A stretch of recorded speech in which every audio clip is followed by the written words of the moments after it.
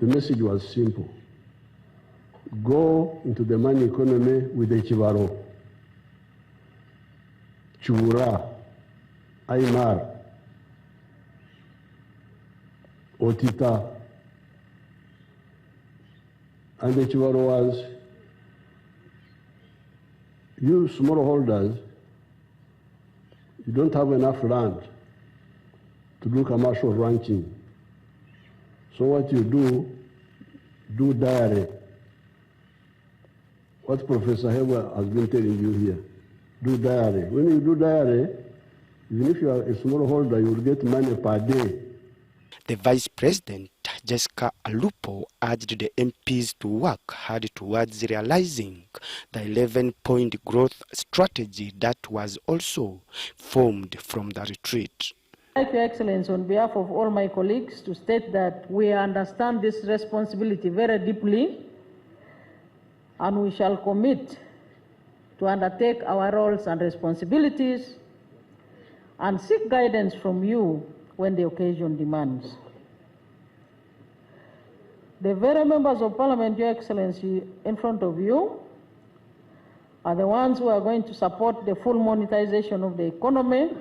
The MP's retreat also came out with 25 resolutions that will allow Uganda to achieve $500 million economy and take Uganda to higher income status, as read by the Secretary General of the party. Number 4, to support the recruitment of competent permanent secretaries, under-secretaries, and other administrative staffs based on merit and rotate them to avoid susceptibility to corruption and impunity. Number 5. The MPs applauded the retreat, saying it has shaped them to be good leaders and legislators. Been taught different topics from different authors, from different speakers, public speakers who are really, really good to listen to, who are knowledgeable enough. So from here, I'll go back to my constituency after swearing. Members of Parliament, where they brought many government agencies to brief us on how government operates, and also brought in our sister party like UDA from Kenya to come and share with us issues of the geopolitics of our region. After the closure of the retreat, the president took the MPs in a guided tour of the Ngoma government farm, a farm he started in memory of his guerrilla war days. Philip Aguta for UBC News in Ngoma. Thanks, Philip, for that story there. Now, the Uganda Communications Commission, UCC, in partnership with the Directorate of Ethics and Integrity, has blocked over 500 pornographic websites, both local and international, to curb pornography consumption in the country. Officials say the rising cases of moral decay, especially among the youth, are being fueled by easy access to explicit content through telecommunications platforms and social media, which is a threat to social transformation and the preservation of cultural values. In schools, addressing the media at the Uganda Media Center, the Undersecretary at the Directorate of Ethics and Integrity, Joel Wanjala, cited poor parenting and unchecked social media use as key contributors to the growing levels of moral decay in the country. Duty bearers, including the parents and teachers, abuse the trust of children under their care. We are observing this. We have also seen, colleagues will agree with me, an increase in abortion and teenage pregnancies among the youth in school and out of school. An increase in the sex and nude shows now again cropping up in the urban centers. The Bimansur, you are aware, they has again cropped up, targeting youth in the major urban centers. These and many others are symptoms of a bigger problem. The bigger problem of moral decadence and breakdown of the value system in our country, which we must deal with firmly. Meanwhile, the chairperson of the Pornography Control Committee noted that evolving digital technologies have further increased exposure to pornographic content, which in some cases has been linked to crimes such as child trafficking. Because sometimes when we talk about things in Uganda, people think that they are far away, they are from Western countries and they are not here. But many children are being trafficked. You can look up the statistics, and most of them for pedophilia, where older men are using young children for sexual exploitation. All this happens within our view. Some children are even given up by those who are supposed to be their guardians. The Uganda Communications Commission and the Directorate has blocked over 500 websites that harbor pornographic content in an effort to reduce access and consumption. The public is reminded of the need to safeguard the integrity and moral ethics of our children and our country. Following issuance of our notice to the telecommunication operators on 2nd April this year, telecommunication operators have confirmed the blockage of 500 sites that have been distributing pornography. The Directorate also emphasizes that government is implementing measures to restore cultural value systems and the establishment of a national values policy. Values that we must teach, including respect to humanity, respect to the environment, integrity. Those are the values that I espouse in this policy. There is a comprehensive sensitization program that was launched on ethical discourse to cover all secondary schools. In these 5 years, we hope to cover all the secondary schools and institutions of higher learning. However, there are concerns that explicit content still circulates across multimedia and social media platforms. You give this the light that it needs, very many things are going to change. It's not alone.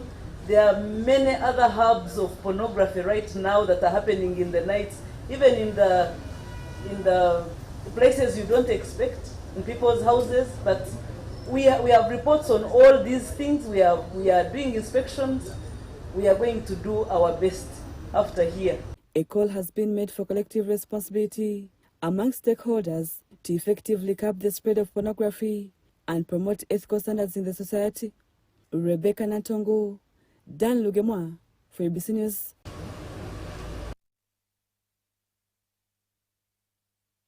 Several stakeholders have described the forthcoming tax regime as harmful to economic development.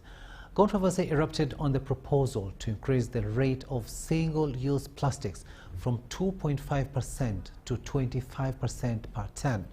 And this follows the ongoing stakeholder engagement with the Parliamentary Committee on Finance on the tax proposals by the government.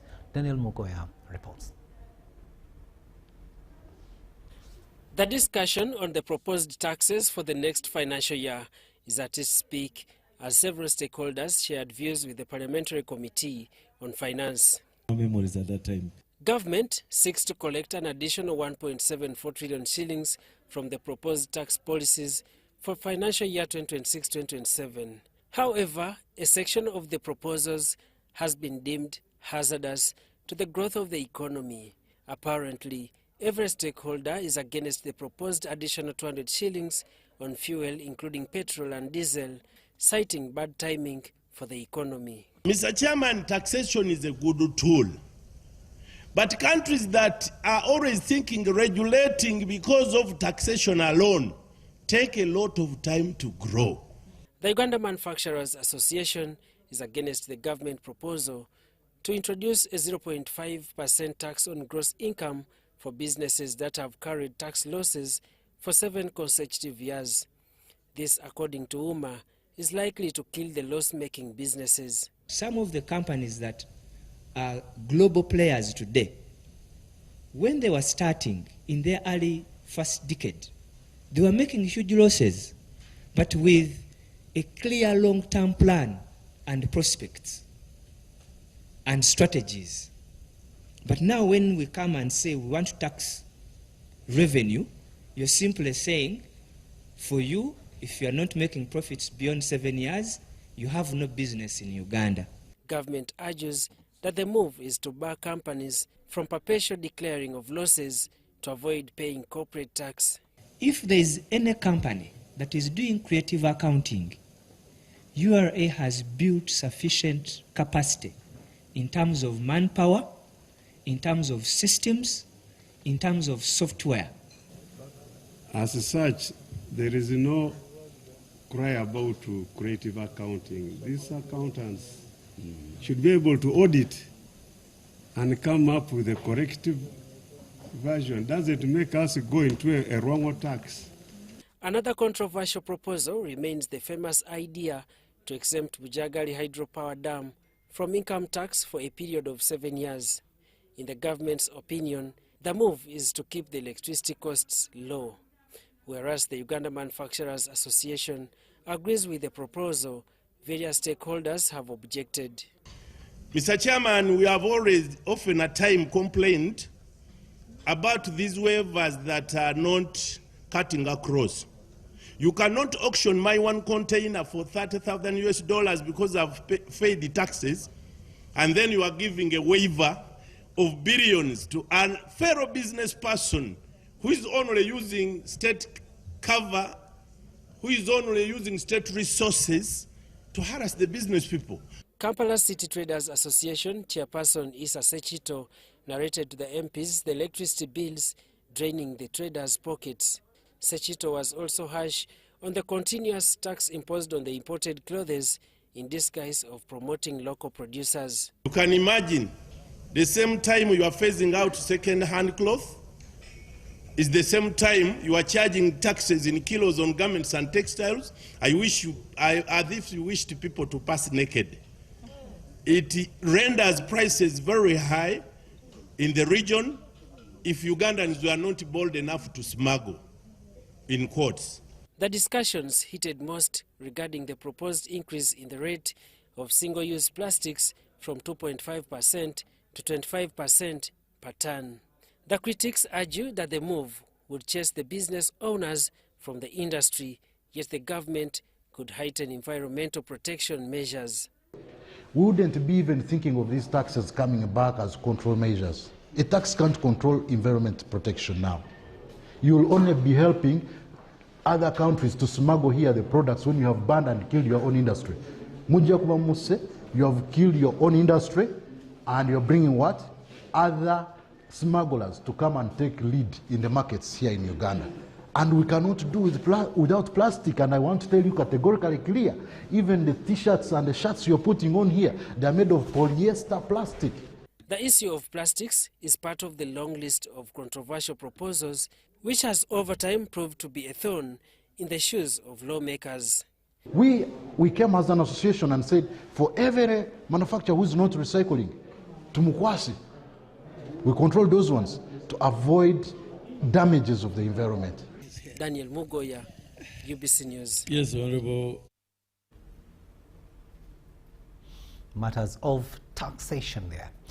Chambogo University has contracted National Enterprise Corporation, NEC, under the UPDF to construct 1.318 kilometers of roads within the university. The collaboration between the two entities will pave the way for further infrastructural development at the university.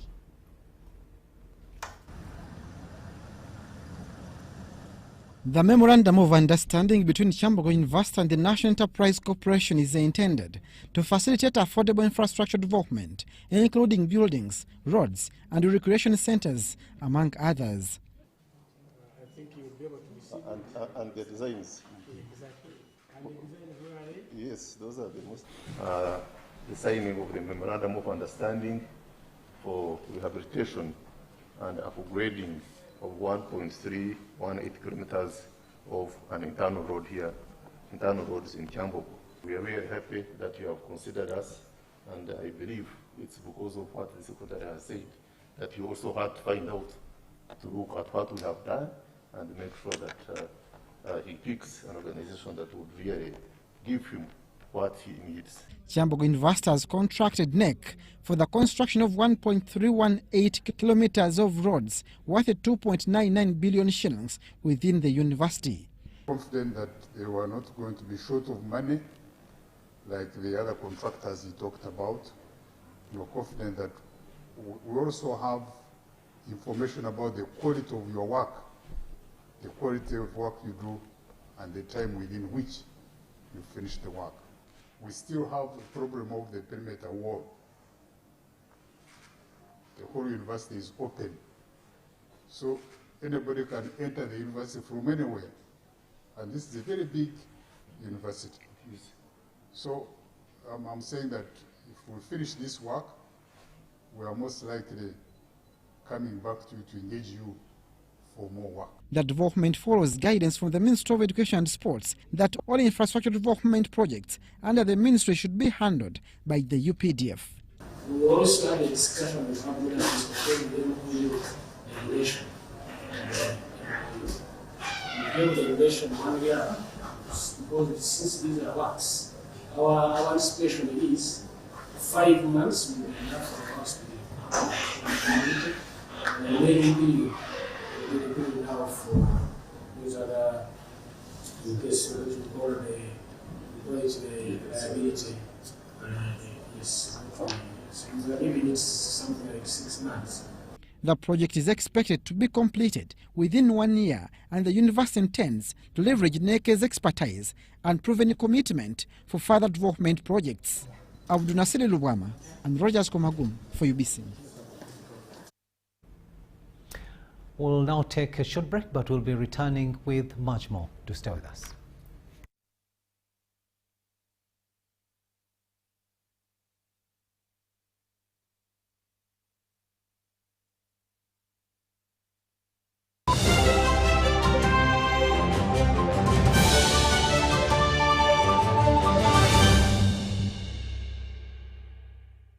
When you don't use Momo, you are forced to quarrel.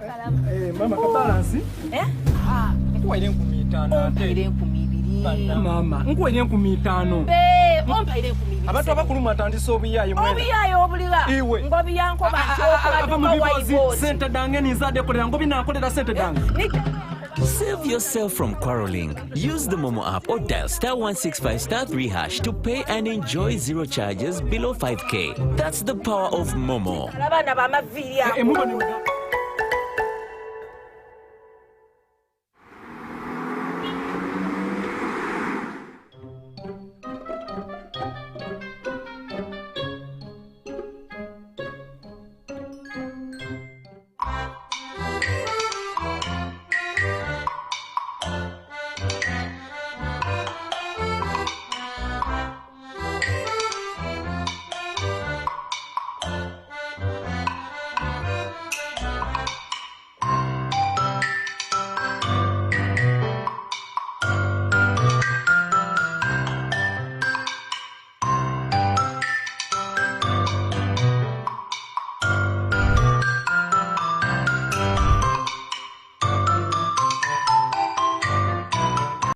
Some people think when a woman starts leading in business, the home will suffer.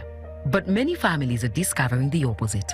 Before, I worked hard in our business, but I feared making big decisions. I was worried people would say I was disrespecting my husband. Then I joined the Grow project, where I received training, business support, and coaching that helped me plan better, manage money wisely, and make decisions with confidence. Today, I lead with confidence in my business. I contribute more at home, support our family needs, and help reduce the burden on my husband. I'm not competing with my husband, I'm standing with him. And our marriage has not weakened. It has grown stronger. We understand each other better, we plan better, and our family is better off because her voice counts. When a woman is supported to lead, the family can move forward.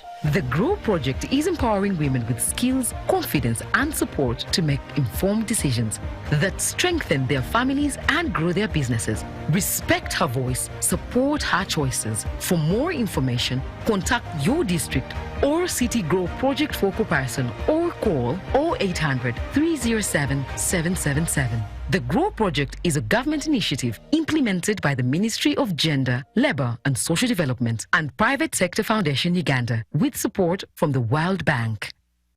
On his 52nd birthday, General MK invites you for a charity run. The run will be held on 26th April 2026 at the Kololo Ceremonial Grounds starting at 6 a.m. Get yourself a kit using these MTN and Airtel payment platforms. Run for charity, run for hope.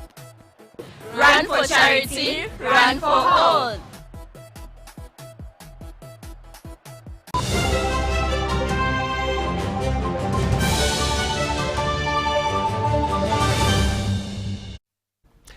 Welcome back from that break, and this is News Tonight here on UBC TV. A warm welcome to those of you just joining us. The Permanent Secretary, Ministry of Education and Sports, Kedres Triagenda, has expressed confidence for excellence in science students selected to participate in the International Mendeleev Chemistry Olympiad scheduled to take place in Russia at the Lomonosov State University. She was flagging off the team at the ministry headquarters in Kampala. Triagenda told the students to use the competition to embrace innovations that will support Uganda to produce more scientists needed for national development. The two senior 6 students to benefit from this competition are Aline Solomon from St. Gracious Senior Secondary School, Lira, and Ahereza Roda Tendo from Bweranyanji Girls School. The Executive Secretary, Uganda National Students Association, Charukoto Toskin Fred, said the students will sit for theoretical and practical examinations during the 1 week of the academic trip. God's way of doing it. Out of the so many A levels taking chemistry this year, how come you are the only one? So we are praying that you will excel. Ugandan students should excel. Confident that you will definitely do well. So just be confident. When they say an exam, tell yourself, I've done exams for a long time. This is just one of them. And excel. Just excel and come back with the medals that they have prepared. We are informed has been around since 1967, and this is the 60th edition. And Uganda has participated in 2 editions. Now this is going to be the 3rd one. Friday 17th, they will sit for the first theoretical exam. So we hope they are well prepared for that, because it's a marathon. And then on Saturday, they will have a whole day excursion in Russia. On Sunday, which is 19th, there will be a practical exam. We have coordinators from every district, so we sat and we agreed to choose from regions, but for her, she was in the Uganda Science competition and she did so well, so is also Solomon. So really thank God that it came to happen, and I look forward to do my best at the Olympiad. So the competition, we don't very well know how the questions are set, whatever. We're going to go and give our best shot. And all the best to those 2 students representing Uganda. Now, Uganda has joined a €20 million global effort to bring back degraded forests and fight climate change. The Ministry of Water and Environment has launched the Forest Landscape Restoration Implementation Hub, a project spanning 6 countries across Africa and Latin America. Ministry of Water and Environment and the International Union for Conservation of Nature, the Worldwide Fund for Nature and the World Resources Institute unveiled a forest landscape restoration hub. The initiative is funded by the federal government of Germany through the International Climate Initiative. The Forest Landscape Restoration Hub is part of a wider nature-based climate push across 6 countries, which include 3 in Africa, that is Uganda, Tanzania, and Madagascar, while in Latin America, it's Brazil, Peru, and Colombia. As IUCN, our call to action is really to ensure that we maintain the partnership that we've built over time, but work very closely across the divide government, civil society, private sector, even the development partners. And so the commitment for us is very key because it's a long-term program. 5 years is a good time for us to be able to have some good impact. But most importantly for us really is to mobilize the resources for Uganda. Globally, the 5-year project will restore 200,000 hectares of degraded forest landscapes and restore 500,000 tons of carbon dioxide equivalent. The Forest Landscape Restoration Implementation Hub represents a shift from fragmented interventions to a more integrated and programmatic model, one that strengthens governance, mobilizes financing, and delivers measurable restoration outcomes at scale. In Uganda, activities will be piloted in the northern moist farmland and western mid-altitude farmland landscapes. The ministry and partners are setting up the governance framework for the National Forest Landscape Restoration multi-stakeholder platform.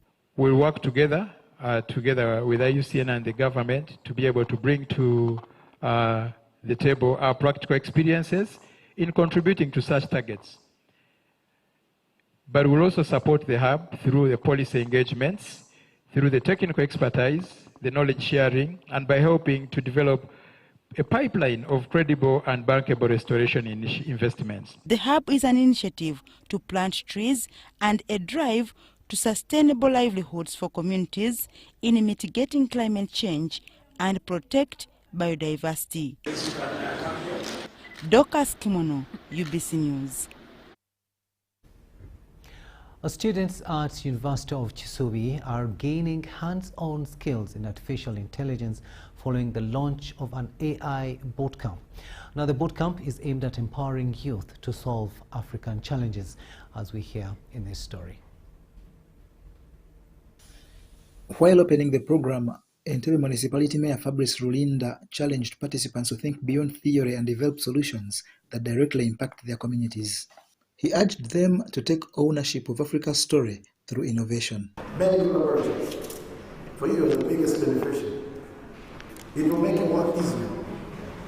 Now think of that one thing that's not yet there.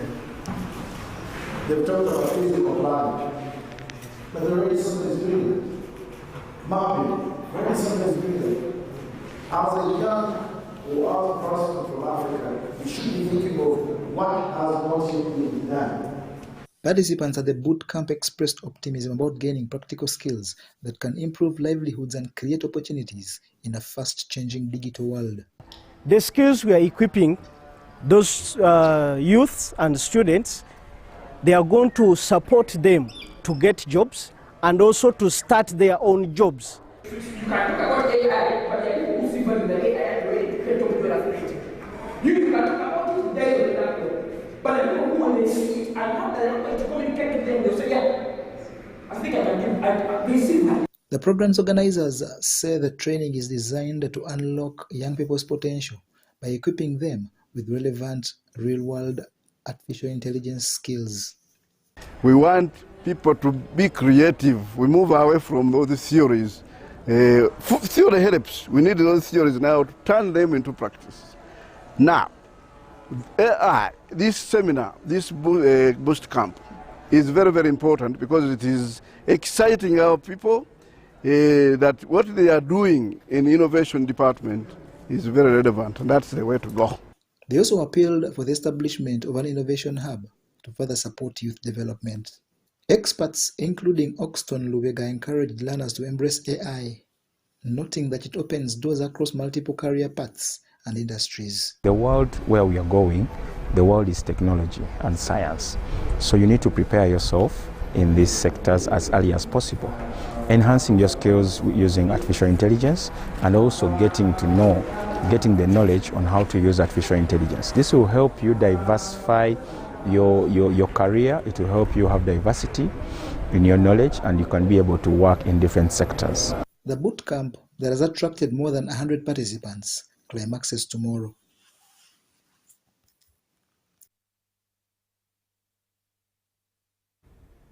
John Barnes Centamo reporting there. Now, Sudanese students living in Uganda are sitting their secondary school certificate examinations hosted at the Islamic University in Uganda Girls Section in Kampala under the supervision of the Sudanese embassy.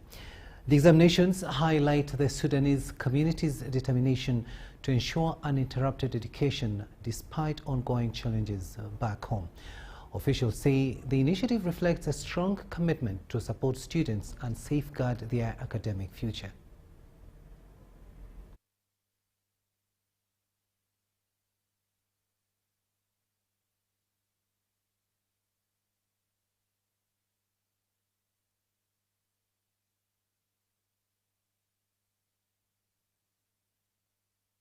We are Muslims. There is no better institution to help the Sudanese community in terms of sitting their exams at females campus. But also, very importantly, they have sat exams before in different campuses, Kampala campus, Mbale, females campus. And we are doing this to host them because we know the effects of the war. And it is time for them to receive back from the Muslim institutions as well as Muslim community in Uganda. Because of the agreement we signed between Islamic University in Uganda and the Sudanese embassy and other Sudanese universities in Uganda. When the war broke out in Khartoum, many students, including Ugandans, came back. When they came back, they had no plan to continue, especially the Sudanese and Ugandans who are studying in Sudan. What IUIU did is to work with those institutions to sign hosting arrangement, whereby those students had to continue their studies with curriculum in Sudan, with a different curriculum in Sudan. Most of them graduated. Then the embassy of Uganda, the embassy of Sudan in Uganda also requested to start hosting exams here with us in IUIU. This is a second cohort. Last cohort started last year, 1,500 students, and today there are 2,700 students who are doing their secondary certificate. We really appreciate what the government and people of Uganda have done to the Sudanese people here. They treat the Sudanese people as their brothers. And this event was very big for us, even because, it has been happened in the same time that all the educational institutions in Uganda, they are conducting and they are continuing their academic activity.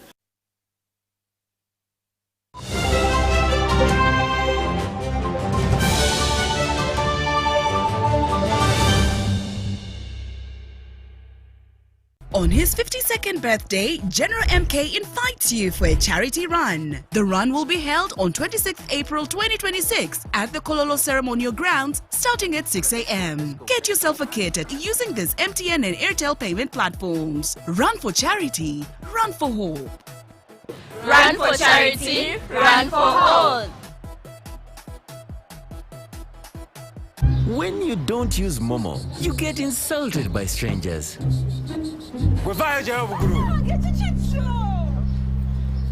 Save yourself from insults. Use the Momo app or dial *165*3# to pay and enjoy zero charges below 5K. That's the power of Momo.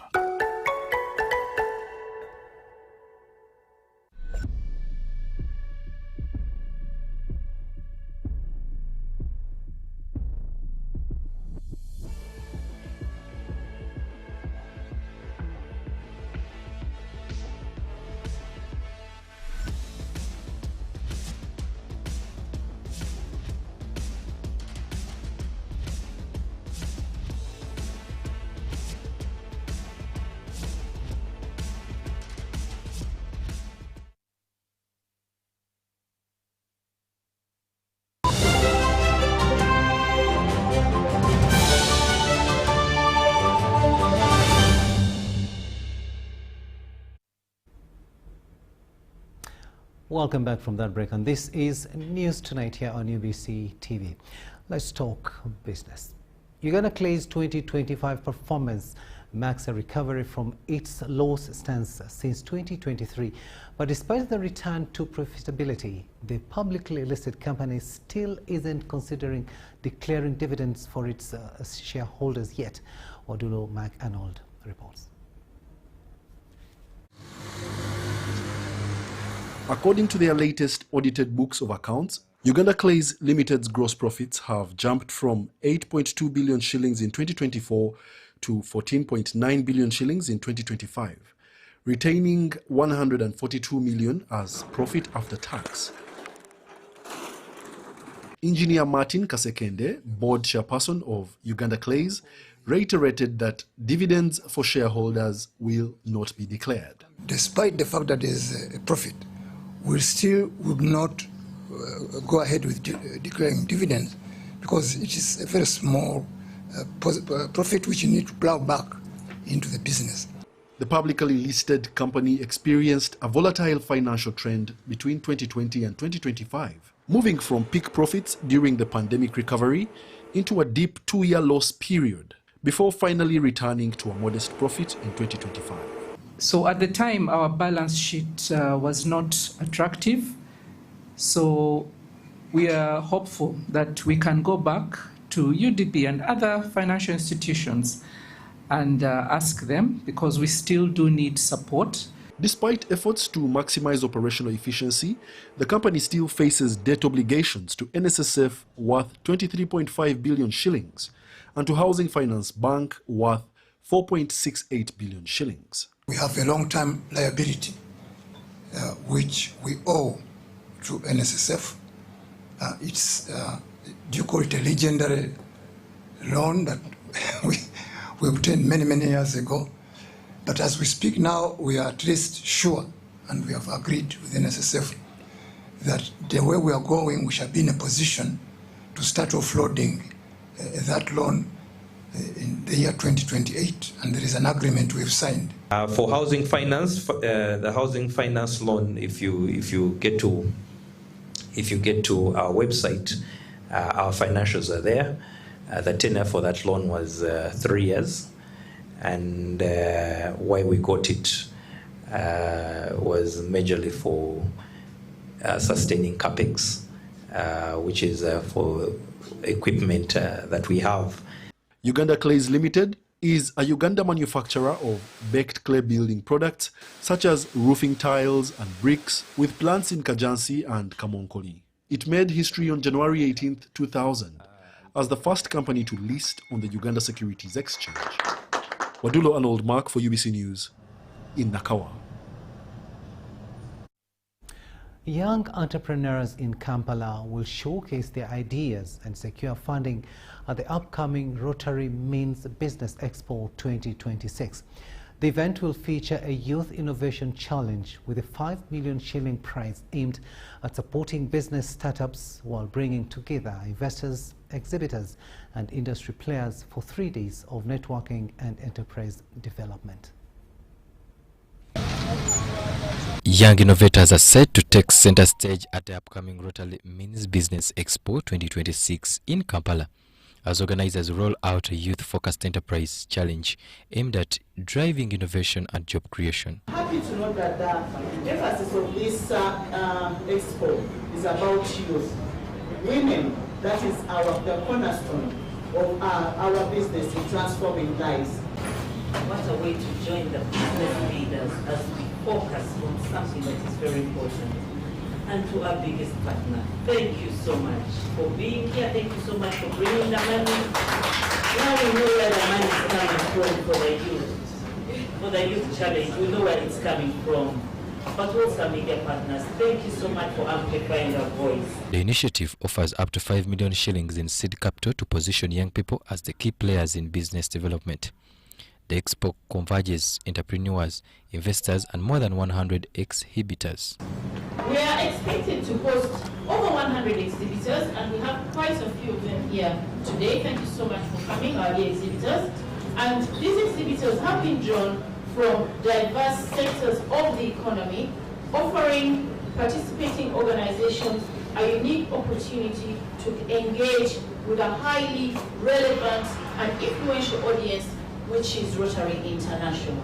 You've been able to see us build hospitals, building schools, supporting the disadvantaged, and so many things that we do as Rotary. But it has not really been clear how Rotarians get the money.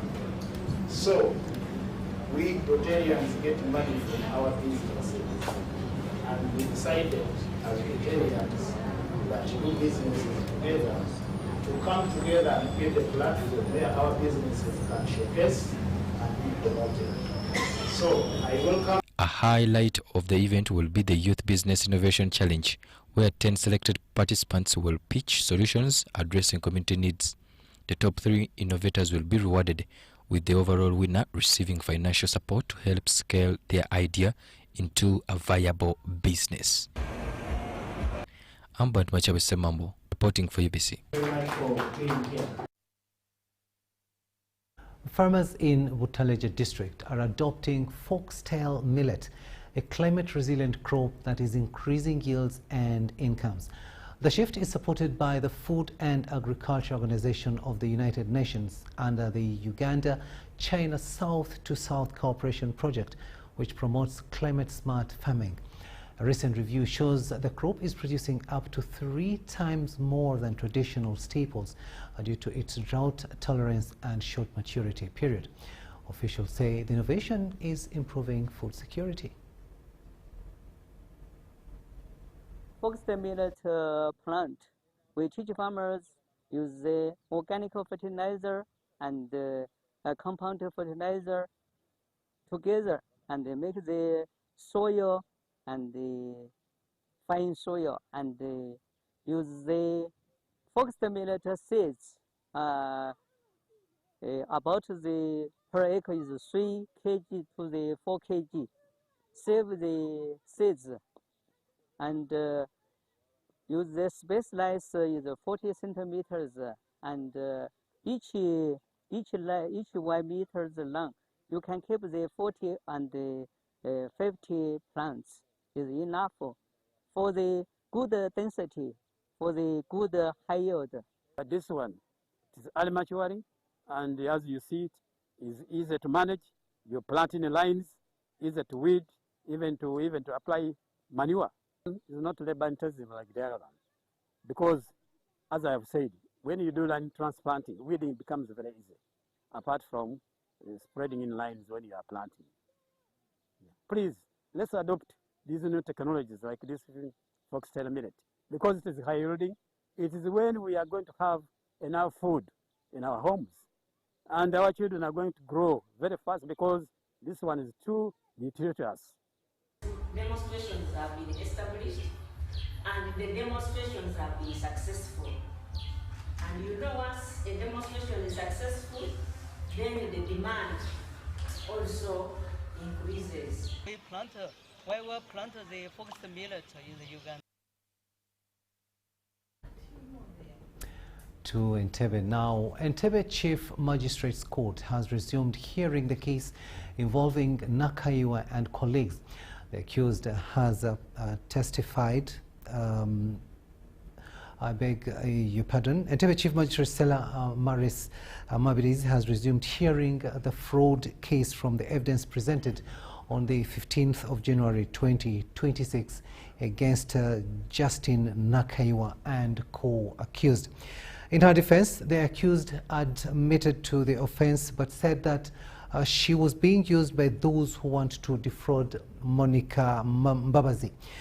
On the charge sheet in 2022, Nakaiwa and co-accused are alleged to have conspired to sell a house to Monica Mbabazi for 150 million Ugandan shillings. She paid 86 million shillings, after which they turned against her.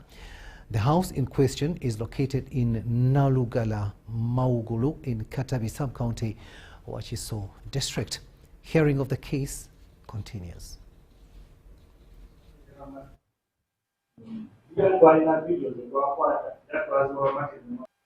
Namua, just take it there. It's not about giving. Just take it. Transaction yali mu November 2020. Abba ssente kuva eri sister wange Monica Mbabazi gwenkiikirira gwenyimirawo nga brother we nga alina powers of attorney ekintu ekikyalemedde ddala kuvaayo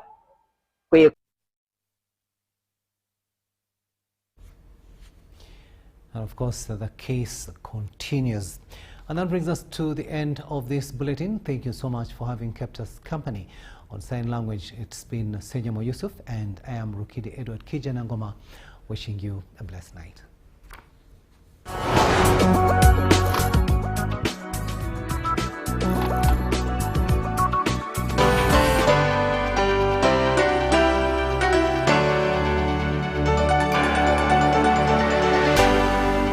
UBC, inspiring you.